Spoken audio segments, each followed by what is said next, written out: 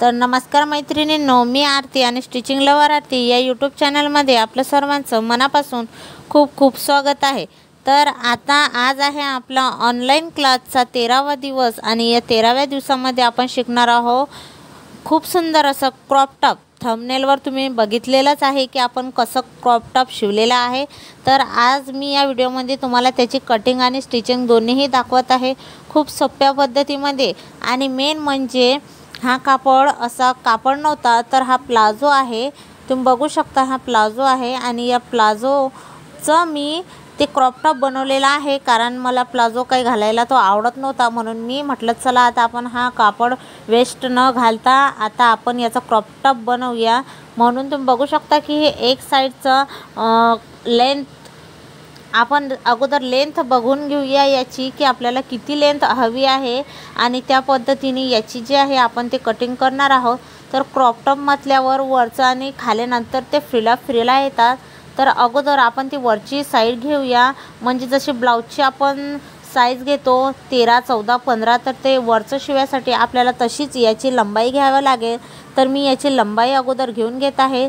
तुमच्याकडे जर असं प्लाझो वगैरे किंवा एखादा असं गोल ड्रेस, पैठणी ड्रेस असा जर असेल तर तुम्ही ते जर तुम्हाला आता आवडत नसेल शिवून झाल्यावर तुम्ही घालून बोर झाले असाल तर तुम्ही नक्की एखाद्या वेळेस असं एक टॉप शिवा। तर आता तुम्ही बघू शकता की मी जो प्लाझो होता माझा त्या प्लाझोचा मी क्रॉप टॉप तयार करत आहे। तर त्याच्यासाठी मी वरची लंबाई घेऊन घेतलेली आहे 15 इंच आणि खालच्या ज्या फ्रिला पडतात ते आपण जो उरलेला भाग आहे त्याच्यामधून आपण ते कट करून घेऊया। अगोदर आपल्याला एक असा याचा बॉक्स तयार करायचा आहे, म्हणजे जसे आपण घडी टाकतो ब्लाऊज शिवायला तशी आपल्याला याची घडी इथं हे डबल फोल्डमध्ये आहे, तर याची तशी घडी समजा आपण टाकलेलीच होती। आता अगोदर मी तर ते 2 भाग केले अगोदर। आता आपण याची अस्तरची कटिंग करून घेणार आहोत, म्हणजे तेव्हा तुम्हाला व्यवस्थित कळेल की मी ते कशा पद्धतीने कट करत आहे। तर आता तुम्ही बघू शकता याची मी डबल फोल्डमध्ये होतं आणि परत एक फोल्डमध्ये टाकलं, म्हणजे जसं आपण ब्लाऊजला डबल फोल्डमध्ये टाकतो आणि ब्लाऊज कटिंग करतो तसं आता मागचा आणि समोरचा भाग दोन्हीची कटिंग आपण एकसाथ करून घेणार आहोत। त्याच्यासाठी आता हा जो कापड आहे तो 4 फोल्डमध्ये आहे, तुम्हाला सुद्धा असंच करावं लागेल। आता याची लंबाई आणि रुंदाई बघू आपण। तर गळा जो आहे तो मला समोरचा सुद्धा असा थोडा मोठा पाहिजे, म्हणून आता आपण 2.25 इंचावर एक निशाण करणार आहोत। तुम्हाला आवडेल तेवढा तुम्ही गळा घेऊ शकता, 2.5 किंवा 2 इंचाचा सुद्धा घेऊ शकता। नंतर मी घेतलेला आहे गळा 3 इंचाचा आणि आता ही जी बग्गल आहे हे बग्गल घेऊया आपण। बग्गल जे असते याची बग्गल मी घेणार आहे 6 इंचाची, कारण माझी आस्तीन छोटीच आहे, जास्त काही मोठी नाही, कारण कापडसुद्धा एवढा काही मोठा नाही आहे तो। म्हणून आपण जसं ॲडजस्ट होईल फक्त आपल्याला एक त्याच्यापासून तो कपडा वेस्टेज जाऊ नये, म्हणून आता आपण हे एक टॉप जे आहे ते शिवणार आहोत। तर बग्गल घेतलेली आहे मी 6 इंच आणि याच्यावर आपल्याला छातीचं माप टाकायचं आहे। तर छातीचं माप जे आहे ते आता आपण टाकणार आहोत। तुमची छाती कितीही इंचची असो तुम्हाला असंच माप टाकायचं आहे। आणि आता आपण व्यवस्थित छातीचं माप टाकून घेऊया आणि नंतर कमरचं माप जे आहे ते याच्यावरनं टाकून घेऊया। तर छातीचं जे माप आहे ते आपण घेऊया 9 इंच एवढं, कारण छाती जी आहे ती आहे आपली 36 इंच, म्हणून 9 इंच घेऊया। 9 म्हणजे छातीचा 4था भाग, तर 9 इंच घेतला आणि 2 इंच जे आहे ते एक्स्ट्रा शिलाई मार्जिनसाठी। तर कमर घेर जो आहे तो 32 इंच आहे, म्हणून 8 इंच घेतले आणि 2 इंच शिलाईसाठी, तर हे 10 इंच आपण घेतलेला आहे। नंतर आता आपल्याला ते थोडं कापड जो आहे तो एक्स्ट्रा आहे, पण तो जो कापड आहे तो आपल्याला टक्स मारण्यासाठी वापरायचा आहे। तर इथं आपण जे टक्स पाडूया त्याच्यासाठी आपण जो एक्स्ट्राचा कापड आहे तो कट न करता आपण तसाच राहू देऊ आणि इथं 4 इंचावर समोरचा पार्टमध्ये समजा फ्रंट साईडमध्ये आणि बॅक साईडमध्ये दोन्हीही साईडला आपल्याला टक्स मारायचे आहे, तेव्हाच ते जे टॉप आहे छातीमध्ये अगदी परफेक्ट असं बसत असतं. म्हणून आता अगोदर आपण जो आर्महोल आहे आपला तो कट करून घेणार आहोत आणि नंतर हे असं आपल्याला हे अस्तर कटिंग केलं आपण. हे अस्तर आपल्याला जो मेन फॅब्रिक आहे आपलं त्याच्यावरनं ठेवायचं आहे. तुम्हाला जो गळा शिवायचा असेल तुम्ही तो गळा याचा शिवू शकता. तर गळ्याचा शेप तुम्ही कुठलाही देऊ शकता. गळ्याची लंबाई तुम्हाला जेवढी हवी असेल तुम्ही गळ्याची लंबाई तेवढी घेऊ शकता. तर इथं आपण शिलाई जो राऊंड आहे तो बॅक पार्टचा 1.5 इंच घेतला आणि इथं 1 इंच आपण घेऊया आणि जो अर्धा इंच असतो तो अर्धा इंच आपण अगोदर कट करून घेऊया. तर हे आपलं कट करणं सुद्धा झालेलं आहे. आता गळ्याची लंबाई तुम्हाला मी अगोदरच सांगितलं तुम्हाला हवी असेल तुम्ही घेऊ शकता. तर मला 6 ते 7 इंच जेवढा लंबा तुम्हाला पाहिजेत असेल 6 इंच 7 इंच त्याच्यामध्ये फक्त तुम्हाला अर्धा इंच एक्स्ट्रा मिळवायचा आहे. कारण ते शोल्डर जेव्हा आपण एकाला एक अटॅच करतो तेव्हा ते मार्जिनसाठी आपल्याला एक्स्ट्रा पाहिजेतच. तर आता आपण एक बॉक्स तयार करून घेतलेला आहे गळ्यासाठी. तर याच्यात तुम्ही कुठलाही शेप जो आहे तो देऊ शकता.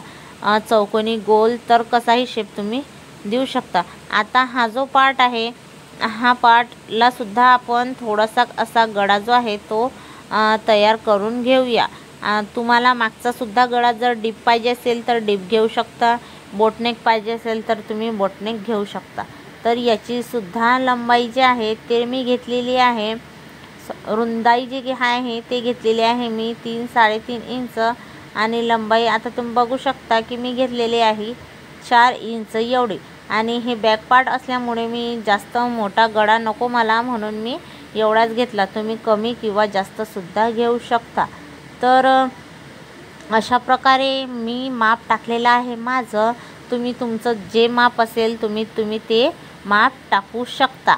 आता आपलं दोन्ही पार्ट जे आहेत ते कटिंग झालेले आहे. आता राहिला आपला समोरचा गळा. तर समोरचा गळा मी तुम्हाला दाखवतेच नेक्स्ट कसा मी कट केला आहे.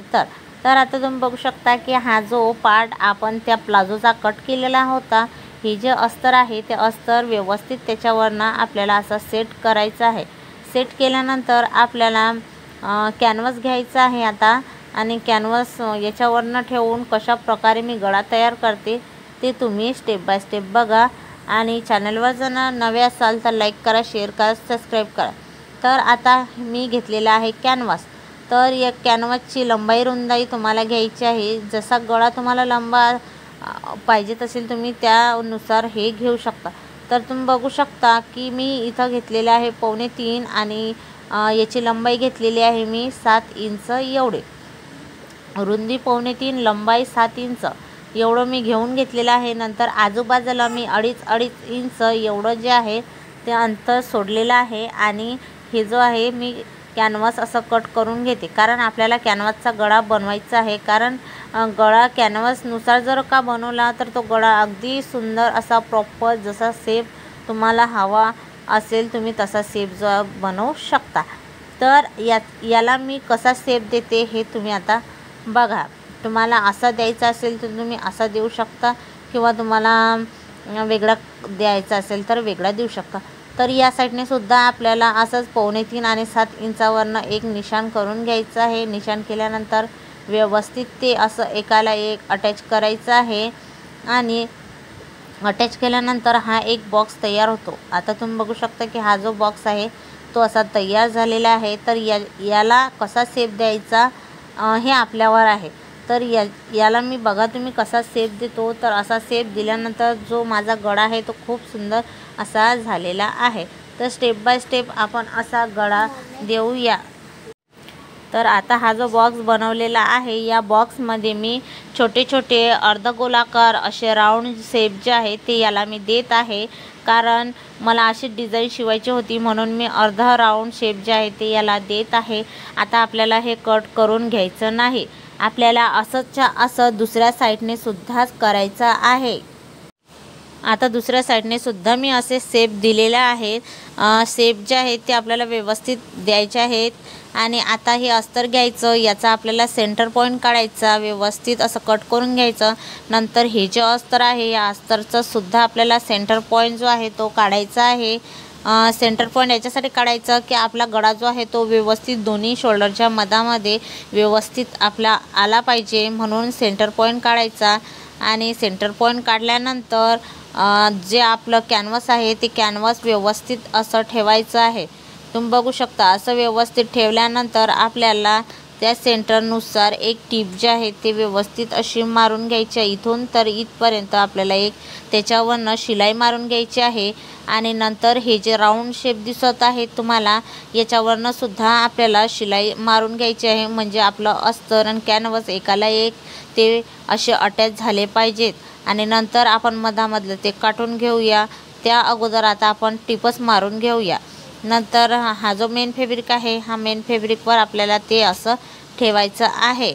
आणि ठेवल्यानंतर सुद्धा आपल्याला आता याच्यावरनं परत एक वेळेस टीप मारून घ्यायची आहे, कारण ही तिन्हीही एकाला एक अटॅच व्हायला पाहिजेत म्हणून. तर आतासुद्धा आपण याच्यावरनं एक एक टीप मारून घेऊया.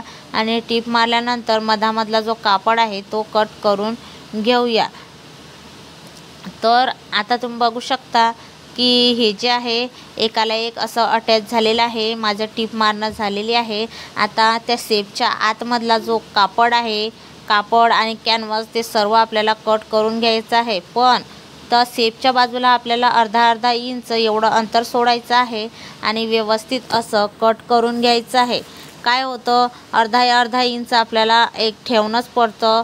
शिलाई मारल्यास जे आपण शिलाई मारलेली असते त्याच्या बाजूला अर्धा इंच जर का ठेवलं तर आपण जेव्हा आपला कापड जो आहे तो असा उलटू तेव्हा ते व्यवस्थित येतं.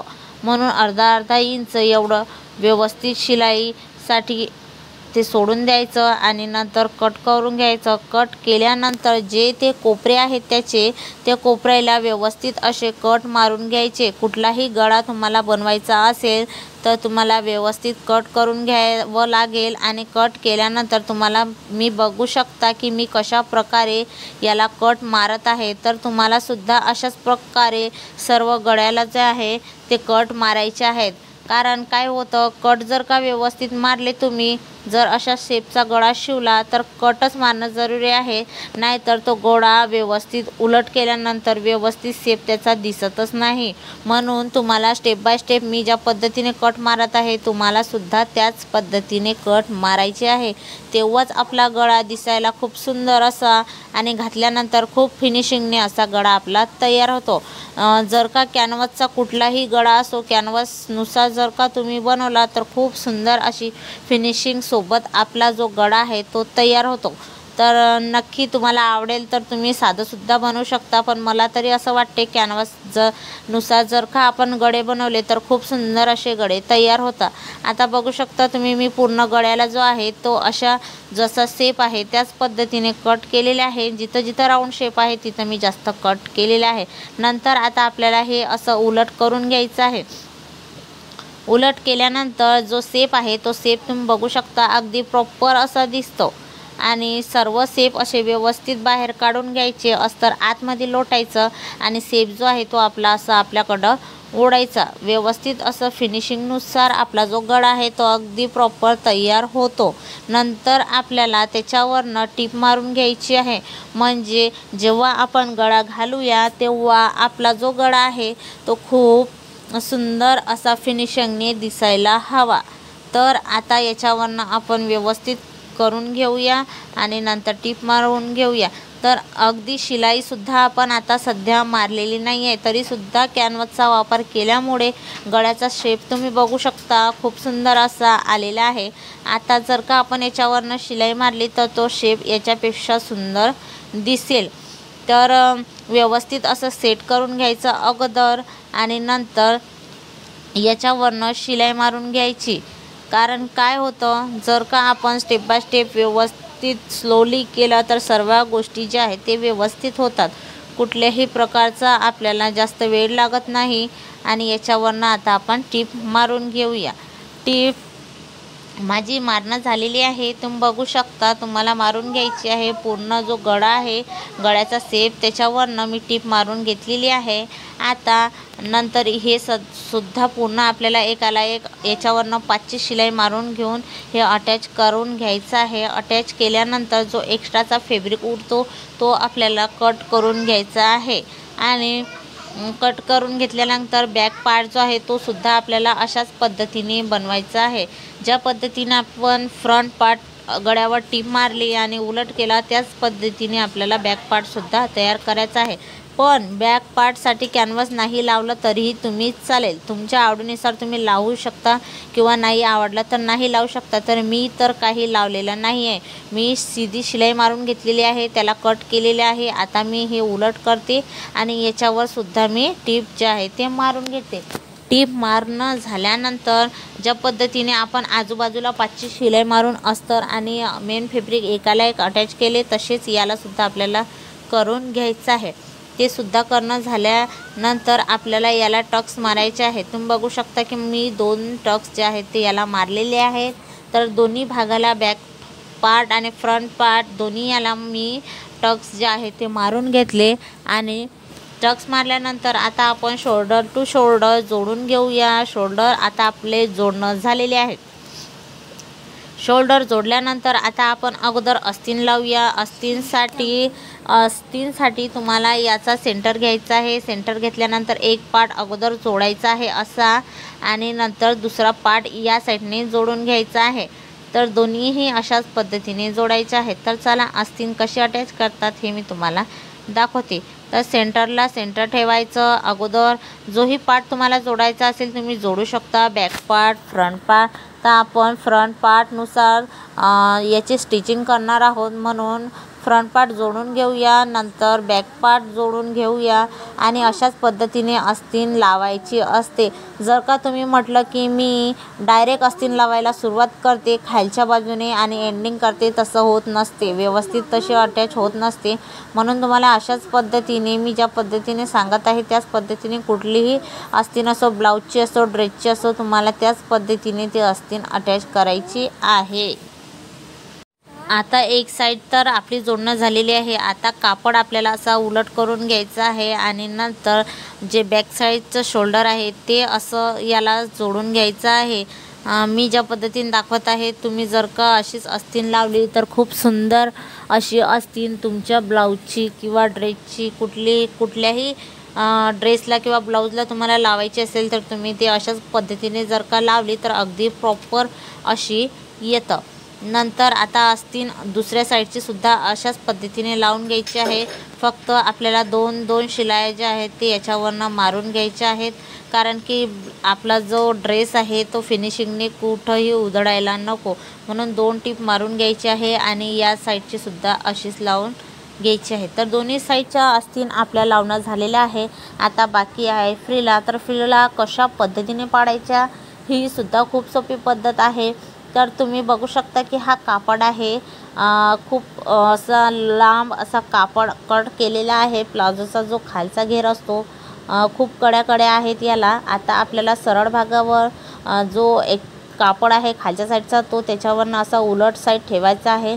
नंतर थोडं असं इथं अंतर सोडून आपल्याला फ्रीला जे आहे ते व्यवस्थित याला पाडून घ्यायचे आहे. तर फ्रीला पाडण्याची खूप सोपी पद्धत आहे. चला मी आता तुम्हाला स्टेप बाय स्टेप तेच सांगते. अगोदर 2 ते 3 इंच एवढं अंतर सोडून द्यायचं. नंतर आता इथून फ्रीला यायला सुरुवात करायची. तर तुम्ही बघू शकता की कशा पद्धतीने फ्रीला मी पाडत आहे. तर जी प्लेट आहे ते प्लेट आपण ज्या साईडने बसलेले असतो त्या साईडनं आपल्याला पाडायची आहे. म्हणजे तुमचा जो हात आहे, जो लेफ्ट हाताने मी पाडत आहे, तर त्या डाव्या हाताने आपल्याकडं असं आपल्याला दिसायला पाहिजे. ते अशी तुम्ही उलटसुद्धा करू शकता त्याच्या. तर अशा पद्धतीने आपल्याला फ्रीला जे आहेत ते दोन्ही साईडच्या पाडून घ्यायच्या आहेत. मी खालच्या साईडला काही अस्तर लावलेलं नाही आहे, फक्त मी जे वरचं बनवलेलं आहे आपण त्यालाच अस्तर लावलेलं आहे. कारण कापड जो आहे तो खूप असा रफ आहे, त्याच्यामुळे त्याला अस्तर लावायची काही गरज नव्हती. तरीसुद्धा मी वरच्या साईडला थोडं अस्तर लावून घेतलेलं आहे. तुम्ही याच्या खाली क्रॉप तयार झाल्यानंतर तुम्ही पॅन्ट शिवू शकता किंवा मग तुम्ही याच्याखाली प्लाझोसुद्धा घालू शकता किंवा तो लेहंगा टाईप जे असते राऊंडमध्ये तुम्ही ते सुद्धा घालू शकता. तर तुम्हाला जसं जेही काही घालायचं असेल तुम्ही ते घालू शकता. तर अशा पद्धतीने दोन्ही साईडच्या जे फ्रिला आहेत ते आपल्याला पाडून घ्यायचे आहेत. तुम्ही बघू शकता कशा पद्धतीने हे आपल्या पाडणं झालेलं आहे. तर दुसऱ्या साईडच्या सुद्धा आपल्याला स्टेप बाय स्टेप याच पद्धतीने पाडायचं आहे आणि पाडल्यानंतर करायची आहे आपल्याला फिटिंग. तर फिटिंगसुद्धा खूप सोप्या पद्धतीने आपण करूया. तर नक्की तुम्हाला व्हिडिओ आवडला असेल तर नक्की लाईक करा, शेअर करा, सबस्क्राईब करा. आणि आता याची फिटिंग केल्यानंतर आपण ट्राय करून बघूया. तर तुम्ही बघू शकता की माझा जो ड्रेस आहे तो ऑलरेडी शिवणं झालेला आहे. खूप सुंदर असा ड्रेस आपला तयार झालेला आहे. नक्की आवडेल. भेटूया मग आता नवीन व्हिडिओमध्ये. Bye bye guys.